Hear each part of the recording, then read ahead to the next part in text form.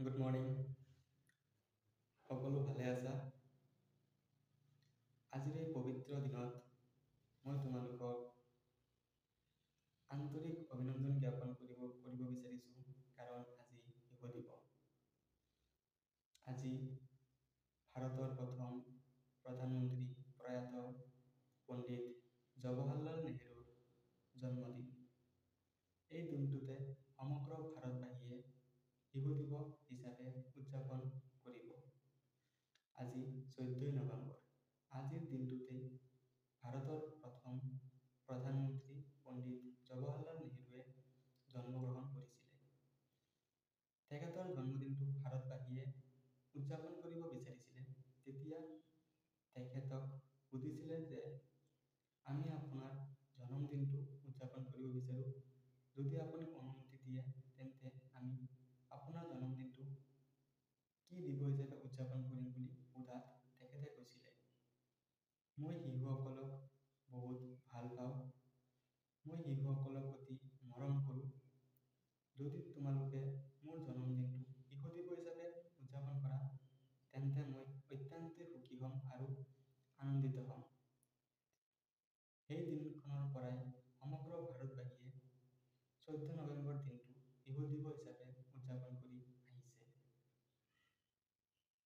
শিশুসকলক আমি সদায় উৎসাহিত কৰিব লাগে। শিশুসকলক আমি সদায় সুশিক্ষাৰে শিক্ষিত কৰিব লাগে, কাৰণ শিশুসকলে যদিহে সুশিক্ষাৰে শিক্ষিত হয় তেতিয়াহ'লে আমাৰ ভৱিষ্যত বহুত ভাল হ'ব। কাৰণ আজিৰ শিশুসকল কাইলৈ ভৱিষ্যত নাগৰিক হ'ব।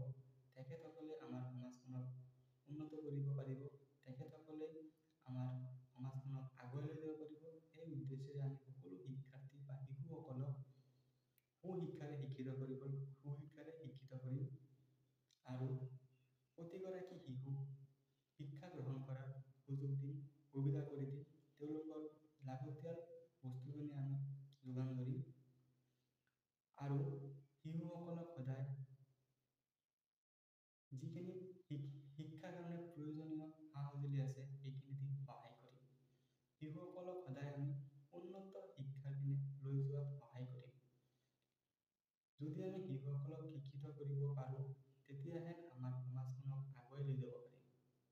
কাৰণ আজিৰ শিশুসকল কাইলৈ ভৱিষ্যত নাগৰিক।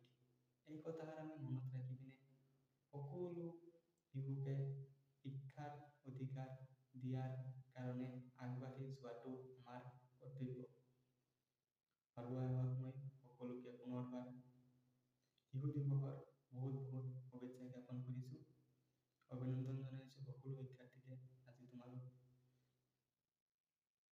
প্ৰতিজ্ঞা কৰা যাতে তোমালোকে ভৱিষ্যতৰ কাৰণে ভালকে লিখা পঢ়া কৰিবা, শিক্ষিত হ'বা আৰু নিজৰ লগতে সমাজ পিতৃ মাতৃক সমাজৰ আগত দাঙি ধৰিবা আৰু আমাৰ ভাৰতবৰ্ষখনক বিশ্ব দৰবাৰত লৈ যোৱা সহায়ক হ'বা।